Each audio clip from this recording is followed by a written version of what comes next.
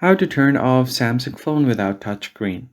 Hello everybody, welcome back to the channel. In today's tutorial, we're going to see how you can easily turn off any Samsung phone without touchscreen on your Samsung device.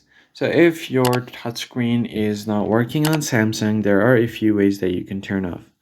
So let's say if your touchscreen is working, then in that case, you could easily go ahead and long press on the power button and then find the power off button right on this menu.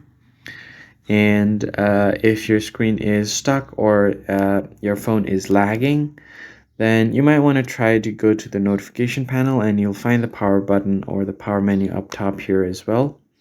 Right besides the settings gear icon, you'll have the power off menu.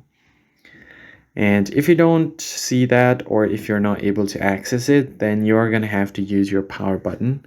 So just go ahead and hold the power button and volume down button for a few seconds. If you just hold it for 1 or 2 seconds, it's going to take a screenshot like this. But if you just keep holding on for 15 to 20 seconds, it's going to automatically turn off and restart your phone. And after that, you should be able to see your phone working, or your screen touch will start working again. If not, you could just go ahead and press and hold it for even longer, like 30 seconds, and you'll get the boot menu. So just hold on to the volume down and power button simultaneously for 30 seconds straight, and you'll get to the boot menu. Then you can use the volume button up and down to navigate menu there and simply power off the phone from there as well.